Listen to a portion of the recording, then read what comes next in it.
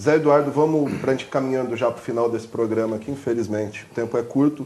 Falar um pouquinho da rivalidade histórica de Rio Preto com o América. O senhor, inclusive, citou o estádio do América, que era considerada referência, recebia os grandes jogos, chegou a receber até a seleção brasileira. Hoje tem perdido espaço. Os últimos jogos com grandes times do futebol foram no Rio Preto. Fala um pouquinho aí dessa rivalidade. Inclusive a Copa de São Paulo de Futebol Júnior, né? O Rio que Preto, sempre foi no Teixeirão. O Rio Preto, pela primeira vez, sediou essa Copa e está sediando, pela excelência de suas acomodações, outros grandes jogos que virão também no Campeonato Brasileiro, outros grandes jogos para o nosso estádio, né? De modo que isso é natural que aconteça, a rivalidade sempre foi muito salutar, né? Embora alguns mais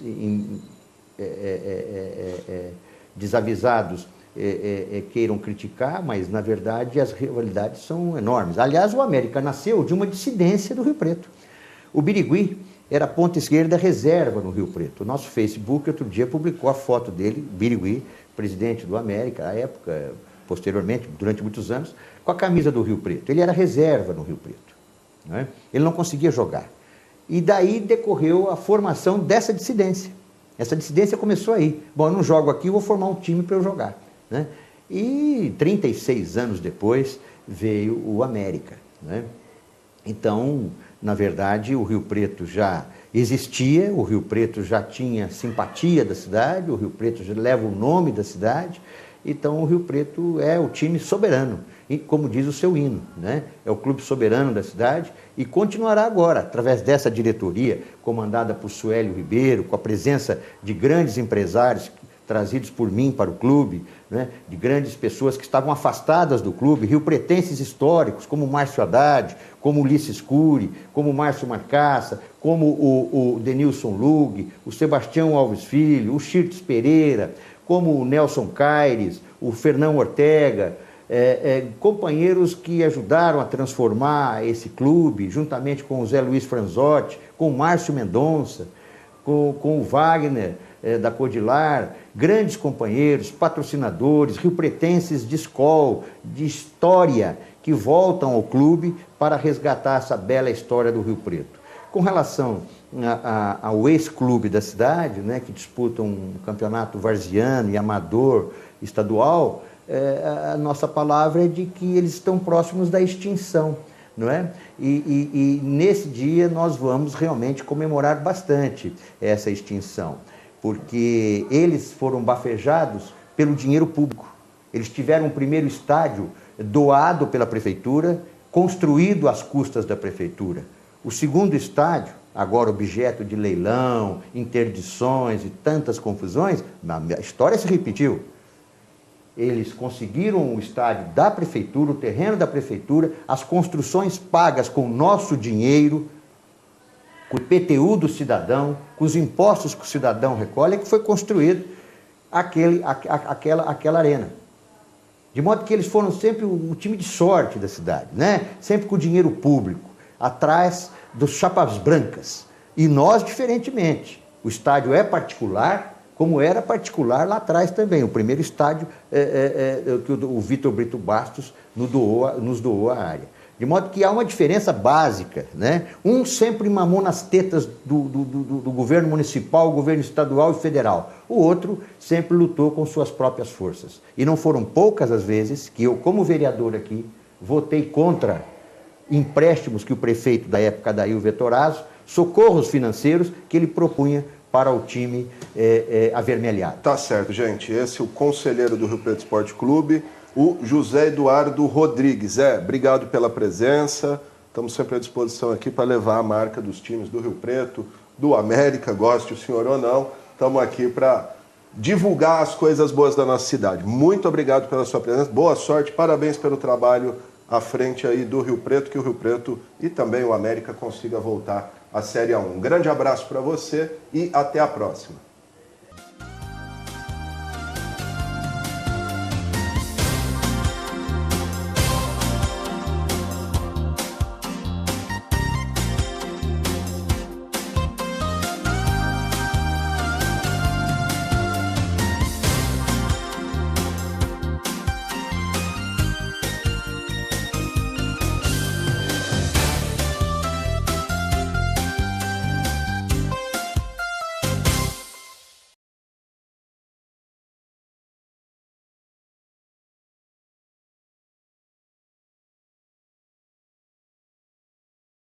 o que o senhor atribui aí a essa indiferença de clubes que temos em Rio Preto? São dois clubes, né, que são dois clubes profissionais que estão afiliados à Federação Paulista de Futebol, que é o caso do América e o caso do Rio Preto. Essa indiferença que o senhor está dizendo aí. Porque de um lado vinha verba, do outro lado não ia. A vida toda foi assim. A vida toda. A vida toda. E, aliás, você me remete, quando você disse que são dois clubes que se filiaram à federação, o jornalista Ed Villa, o respeitável jornalista Ed Villa, perfeito, numa matéria no ano de 2003, explica que esse outro clube do Jardim Fuscaldo só conseguiu se filiar à federação através de um golpe. Está aqui, na edição do Diário da Região, onde ele explica, ouvindo um conselheiro, na época de nome Emerson Sumariva, de que eles providenciaram uma ata falsa e deixaram no sol para simular envelhecimento. Por que isso? Para entrar na federação pela porta da frente, porque eles só poderiam ter entrado pela porta dos fundos, ou nem seriam aceitos em 46, ano da fundação da federação, que só admitia a participação das equipes filiadas há mais de 10 anos. Ora, se eles acabaram de ser criados, como é que eles tinham 10 anos antes? Não tinham. Então, diz aqui o esperto conselheiro de que a ata da reunião foi deixada no sol para simular o envelhecimento. E só assim eles conseguiram ser aceitos num golpe onde o presidente da federação, Roberto Gomes Pedrosa, com esta prova forjada de que o clube existia há mais de 10 anos, prova forjada, não é? Aceitou a entrada deste clube na federação. Então, como um clube desse, não te cortando, doutor? Pois é um clube que começa tudo errado. O que começa errado termina errado. Mas como que um clube desse disputou aí a primeira divisão com 42 anos?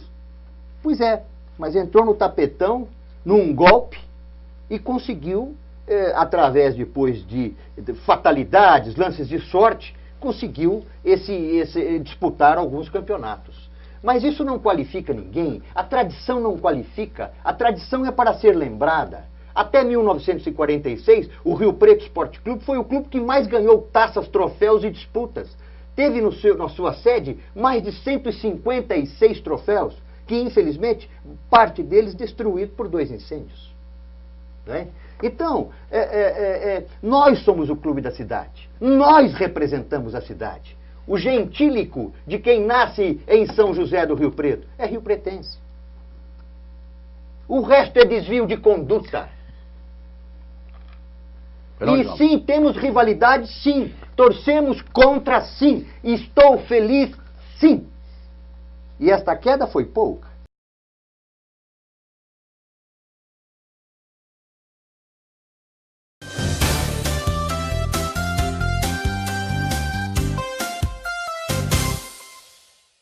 Olá para você que acompanha a programação da TV Câmara São José do Rio Preto. Está começando mais um Câmara Recebe. E o nosso bate-papo de hoje é com o advogado, ex-vereador, ex-deputado estadual, o José Eduardo Rodrigues. Mas não vamos falar só de política, vamos falar também de futebol, que é para isso que o Zé está aqui a bandeira do Rio Preto Esporte Clube, clube da qual o Zé Eduardo é conselheiro e um dos vice-presidentes para assuntos jurídicos e culturais. E nos últimos anos, Rio Preto aí tem mostrado o seu grande time da cidade, o grande destaque, conquistou esse ano, agora, no mês de maio, o acesso para a Série A2 2017, perdeu o título, infelizmente, mas conquistou o acesso e também o futebol feminino aí se destacando, recentemente vice-campeão brasileiro. Zé, se me permite chamar assim, Zé Eduardo, claro. Obrigado pela presença aqui. Queria que você falasse dessa tua nova experiência. Você é conselheiro há muito tempo do Rio Preto, mas agora que você está efetivamente aí, vamos dizer, numa posição até de comando, um dos homens fortes do presidente Suélio Ribeiro. Obrigado pela presença. Agradeço muito a oportunidade, Alexandre, amigos da TV Câmara, para poder ocupar esse espaço democrático que me traz muitas recordações, belas saudades de uma casa onde eu já cheguei aqui como o vereador mais jovem da cidade, da história política de Rio Preto. E é com muito prazer, portanto, que compareço para falar das coisas do glorioso Rio Preto Esporte Clube. O Glorioso, que leva o nome da cidade, é um clube quase centenário e que hoje, resgatado após 33 anos de tenebrosas tentações e de obscuridades, esse grupo, comandado por diversos companheiros, assumiu o controle do clube e estamos dando ao Rio Preto o destaque nacional e internacional que o Rio Preto sempre mereceu, levando o nome da cidade, levando o nome do seu estádio, que hoje é um patrimônio resgatado e recuperado. Porque quando nós assumimos o clube, tudo isso estava detonado, absolutamente semidestruído, e nós tivemos um esforço muito grande, e continuamos a fazê-lo, na direção de transformar a nossa casa, a nossa arena, numa arena confortável, onde você possa receber famílias, crianças, e o Rio Preto hoje é um exemplo a ser seguido e é citado em todas as rodas esportivas pelas suas acomodações, pela sua nova administração, por essa arena maravilhosa e aconchegante que nós estamos ainda reformando, não é? E com uma presença de público extraordinária. A média de público do Rio Preto na A3 foi cerca de 7 mil pessoas.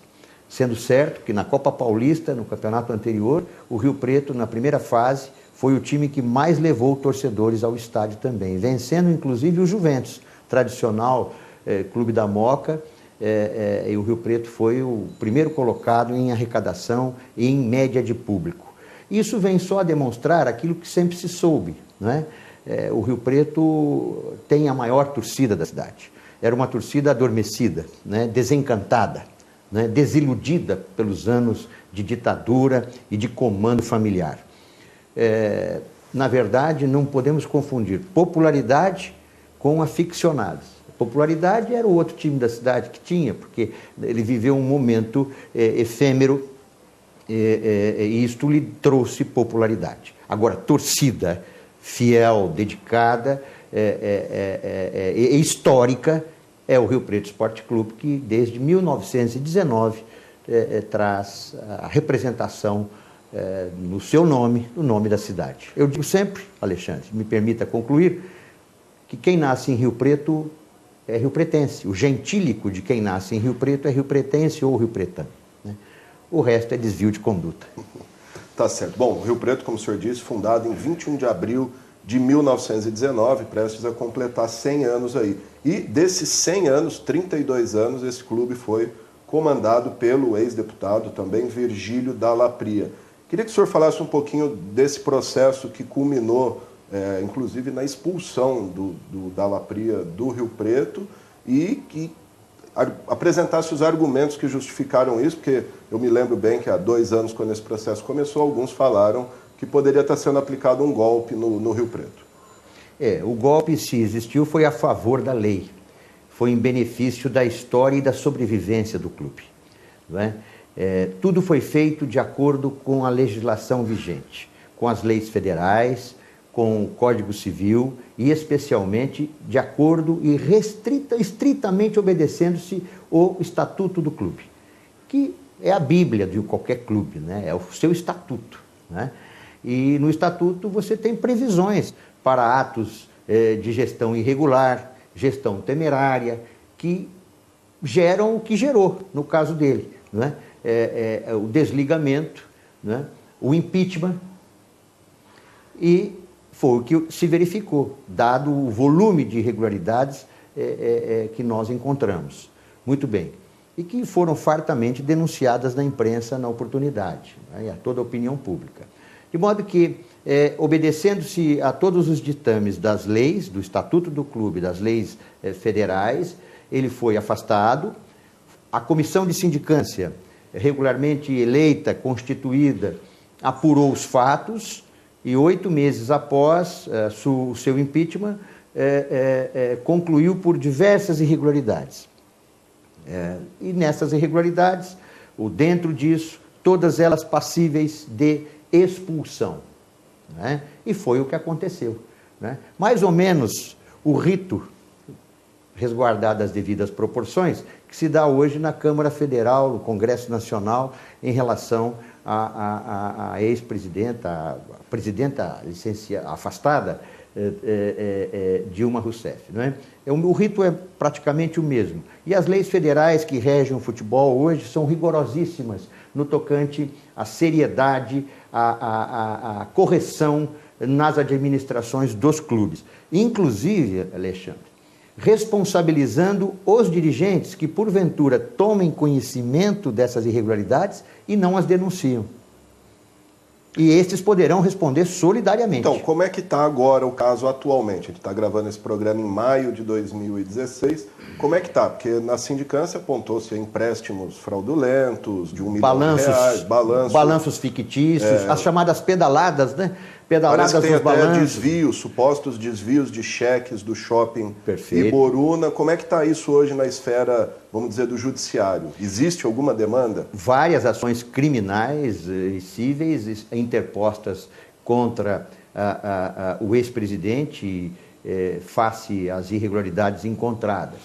Uma delas, por exemplo, é ele ter se apropriado, quando já não era mais o presidente do clube, de um talonário na Caixa Econômica Federal e movimentou R$100 mil na conta do clube.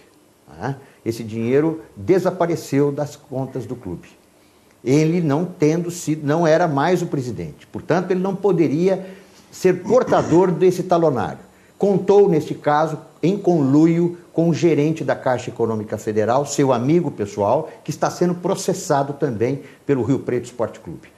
E ao final desse processo, com certeza, a Caixa Econômica também será condenada a restituir aos cofres do clube aquilo que foi desviado, porque um cidadão que não era mais o presidente, utilizando-se de um tesoureiro que também não era o tesoureiro, portanto fictício, que assinou com ele os cheques e sacaram 100 mil, na verdade R$ 98.600 da conta do clube. Aí alguns diriam, não, mas para pagamentos que não interessavam à administração da época e muito menos eram prioritários. Não é? De modo que, vejam vocês que absurdo, como é que alguém pode ir a um banco e pegar um talão de cheques de uma conta de alguém que ele não responde por essa conta? Quer dizer, é realmente um caso gravíssimo. Sem contar os balanços fictícios, todos cancelados, todos fraudados e já cancelados, como eu disse, anulados pela comissão fiscal, porque neles estavam contidas graves irregularidades. Lançamentos fictícios de empréstimos que o ex-presidente e sua secretária, que ganhava R$900, teriam feito ao clube. Empréstimos milionários de 1, 2, 3 milhões, como se milionários fossem e pudessem sustentar o clube. Não é? Então, esses balanços todos, essas fraudes, essas pedaladas, não é? Foram canceladas, mas representadas à Receita Federal, representadas ao Ministério Público e à polícia, porque isso é caso de polícia. Por que ele estava se autocreditando? Ele lançava nos balanços empréstimos que teria feito, supostamente, ficticiamente, porque no futuro ele se credenciaria a receber esses valores, esses créditos, esse passivo. Né? E se isso não bastasse, 85 cheques do Shopping Iboruna, explorado pelo Rio Preto, e por sinal até justiça seja feita, eu mostrei esse folder a vocês hoje, o projeto inicial da construção deste shopping, que vocês podem ver aqui, já num folder do Rio Preto da década de 60, né? Começo de 70, feito pelo o grande presidente Ulisses Jamil Cury, que foi quem projetou as lojas do shopping, né? Posteriormente executadas. Zé, esse caso dos cheques, como é que está? 85 cheques que não entraram nas contas do clube, na conta corrente. Mas vocês têm a microfilme... A microfilmagem dos 85 cheques mostrando que eles caíram em contas particulares e que não foram as do Rio Preto Esporte Clube.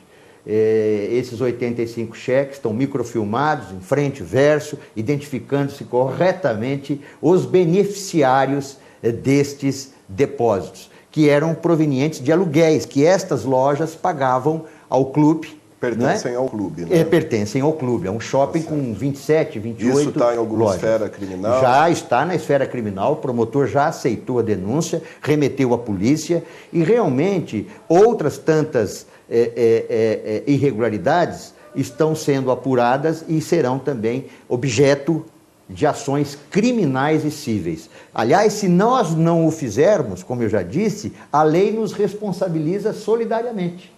De modo que a nova direção tem que apurar e apurar com rigor em nome da decência no futebol. Porque hoje, Alexandre, no Rio Preto Esporte Clube, as pessoas não vivem mais do clube, vivem para o clube.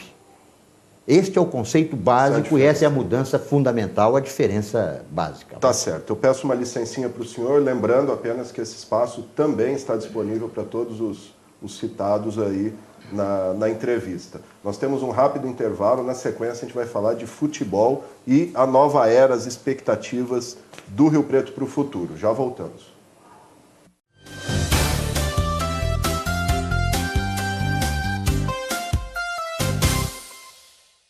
O trabalho escravo ainda existe no Brasil e tira a dignidade de muita gente com trabalhos forçados e jornadas exaustivas. São pessoas submetidas a condições degradantes. O Ministério Público Federal atua para combater esse crime, punir os responsáveis e resgatar a dignidade desses trabalhadores. Vamos juntos combater o trabalho escravo e limpar essa mancha da nossa sociedade. Ministério Público Federal. Seu direito, nosso dever. O time da defesa tá cheio de gente bacana. Mas o time do ataque é perigoso e pode estar de olho em você. Se alguém que você não conhece te oferecer uma carona ou pedir para entrar num veículo por qualquer motivo, diga não. Mesmo que esteja com alguém que você conhece, tenha atenção às propostas que fazem para você. Se isso acontecer, conte para alguém em quem confia ou ligue para o número 100. E fale tudinho para quem atender. Defenda-se.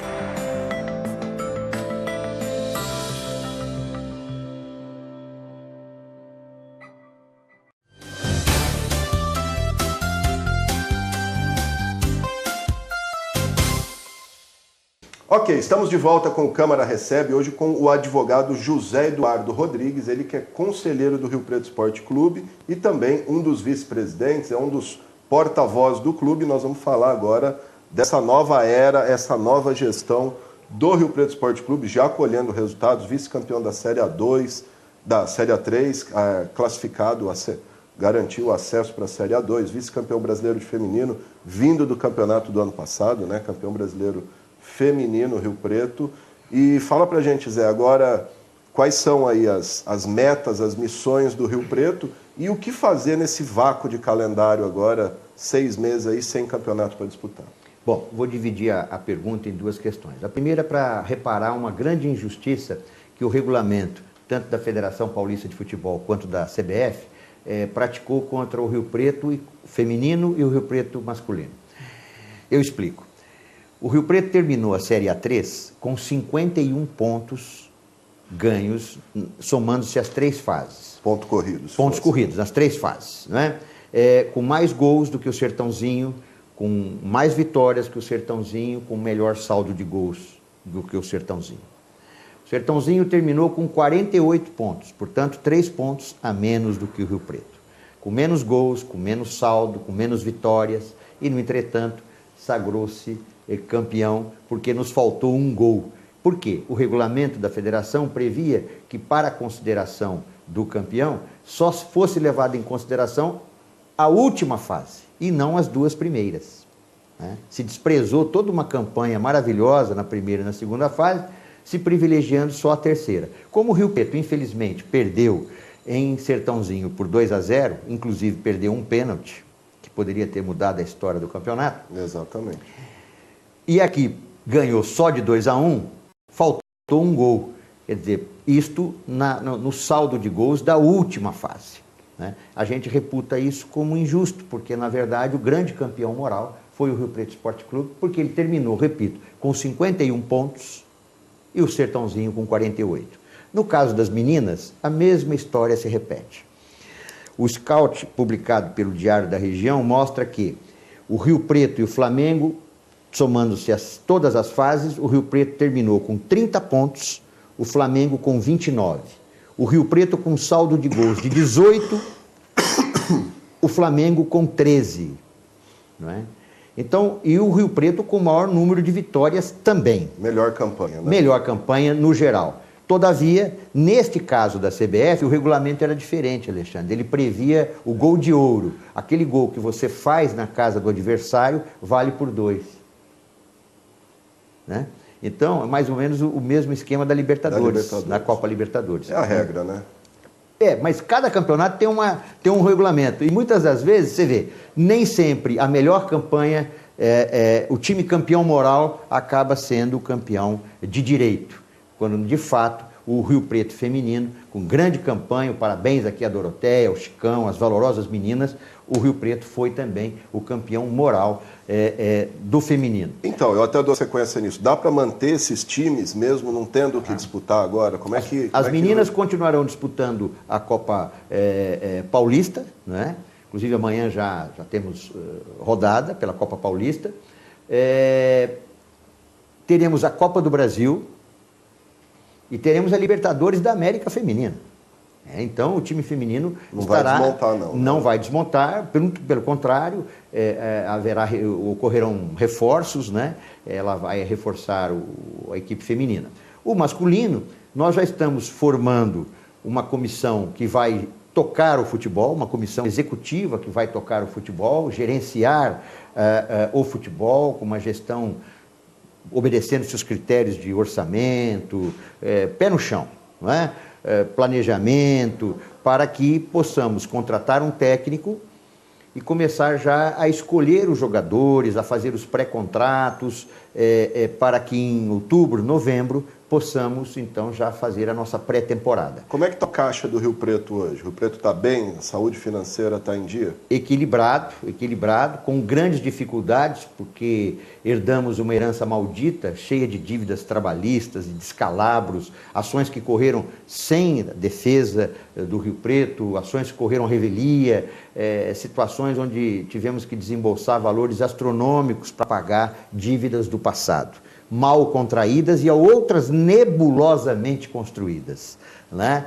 Então isso é caso também para a justiça apurar posteriormente. De modo que o caixa está equilibrado, a federação compareceu com todas as verbas prometidas, com o futebol sustentável, que foi um sucesso, inegavelmente, e de modo que nós temos agora um planejamento financeiro para esse segundo semestre, como eu falei, com muito pé no chão, com muita tranquilidade, e essa comissão de gestores irá dar as diretrizes para o futebol profissional. O objetivo do Rio Preto na A2 é acessar a A1, evidente. Nós vamos entrar para acessar, mas quero explicar desde já que será uma disputa dificílima.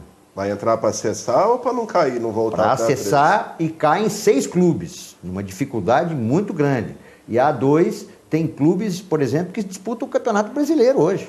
O Bragantino, o Guarani, o Oeste de Itápolis, o Mogi Mirim, o Água Santa, que caiu, volta com força total, o 15 de Piracicaba, e será uma disputa feroz, e caem 6. O Rio Preto vai disputar para subir, não é? Para acessar, mas temos que reconhecer que será seguramente, entre o pessoal do futebol, duro, né? Muito duro, o mais difícil da A2 dos últimos tempos.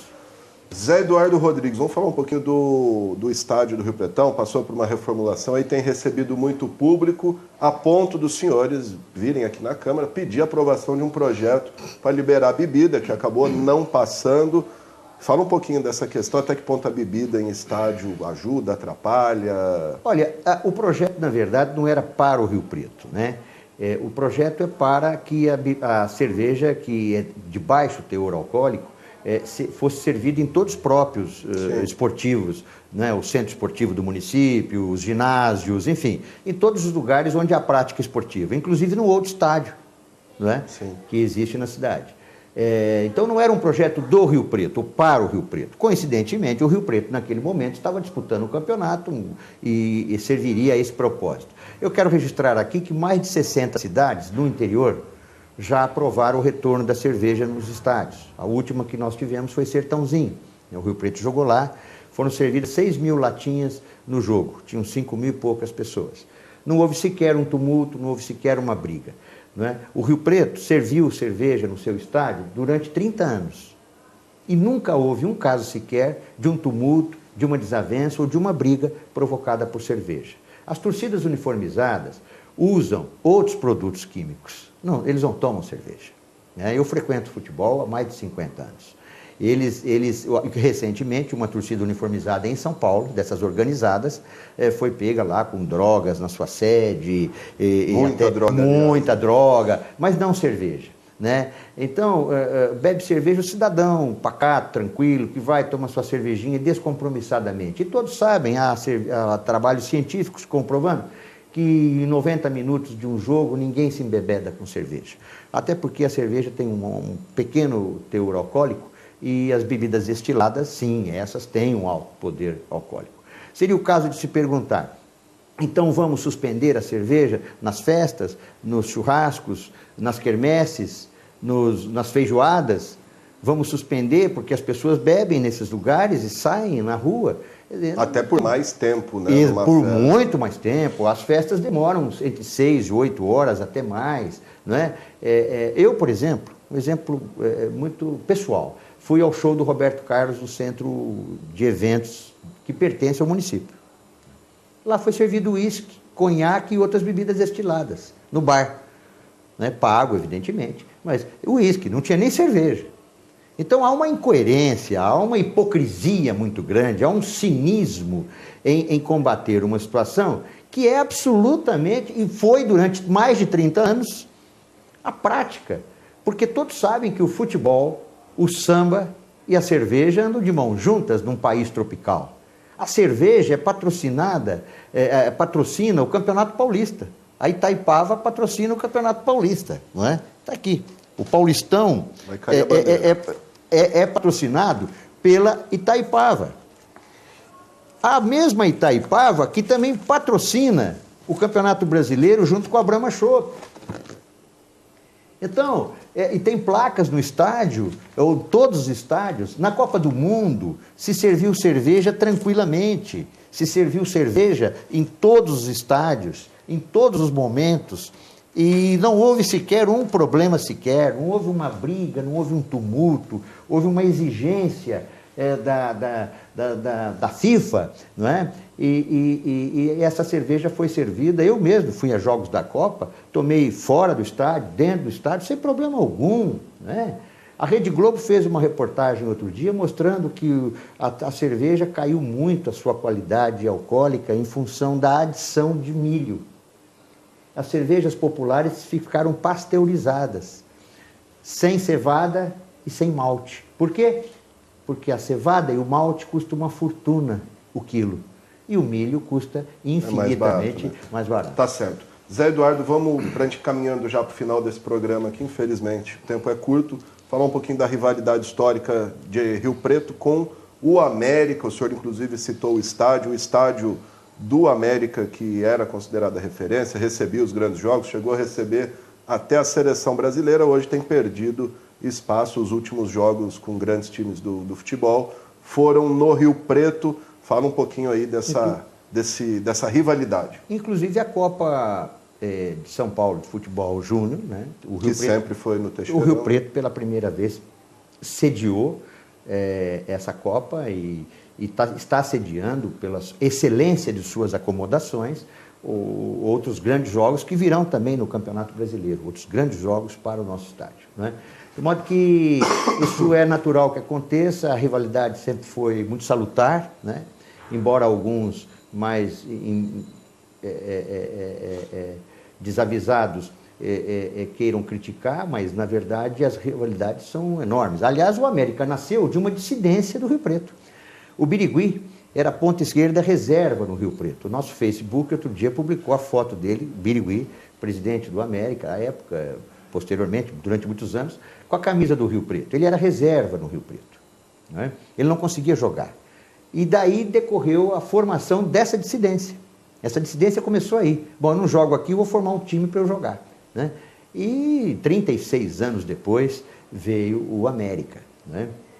Então, na verdade, o Rio Preto já existia, o Rio Preto já tinha simpatia da cidade, o Rio Preto já leva o nome da cidade, então o Rio Preto é o time soberano, e como diz o seu hino, né? É o clube soberano da cidade e continuará agora, através dessa diretoria, comandada por Suélio Ribeiro, com a presença de grandes empresários trazidos por mim para o clube, né? De grandes pessoas que estavam afastadas do clube, riopretenses históricos, como Márcio Haddad, como Ulisses Cury, como Márcio Marcaça, como o Denilson Lug, o Sebastião Alves Filho, o Chirtes Pereira, como o Nelson Caires, o Fernão Ortega, companheiros que ajudaram a transformar esse clube, juntamente com o Zé Luiz Franzotti, com o Márcio Mendonça, com o Wagner da Codilar, grandes companheiros, patrocinadores, riopretenses de escola, de história, que voltam ao clube para resgatar essa bela história do Rio Preto. Com relação ao ex-clube da cidade, né, que disputam um campeonato varziano e amador estadual, a nossa palavra é de que eles estão próximos da extinção, não é? E nesse dia nós vamos realmente comemorar bastante essa extinção, porque eles foram bafejados pelo dinheiro público. Eles tiveram um primeiro estádio doado pela prefeitura, construído às custas da prefeitura. O segundo estádio, agora objeto de leilão, interdições e tantas confusões, a história se repetiu. Eles conseguiram o estádio da prefeitura, o terreno da prefeitura, as construções pagas com o nosso dinheiro, com o IPTU do cidadão, com os impostos que o cidadão recolhe, é que foi construído aquela arena.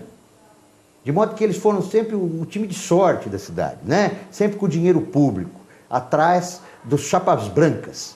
E nós, diferentemente. O estádio é particular, como era particular lá atrás também. O primeiro estádio que o Vitor Brito Bastos nos doou à área. De modo que há uma diferença básica, né? Um sempre mamou nas tetas do governo municipal, governo estadual e federal. O outro sempre lutou com suas próprias forças. E não foram poucas as vezes que eu, como vereador aqui, votei contra empréstimos que o prefeito da época, Adail Vetorazzo, socorros financeiros que ele propunha para o time avermelhado. Tá certo, gente. Esse é o conselheiro do Rio Preto Esporte Clube, o José Eduardo Rodrigues. Obrigado pela presença. Estamos sempre à disposição aqui para levar a marca dos times do Rio Preto, do América, goste o senhor ou não. Estamos aqui para divulgar as coisas boas da nossa cidade. Muito obrigado pela sua presença. Boa sorte, parabéns pelo trabalho à frente aí do Rio Preto, que o Rio Preto e também o América consiga voltar à Série A1. Um grande abraço para você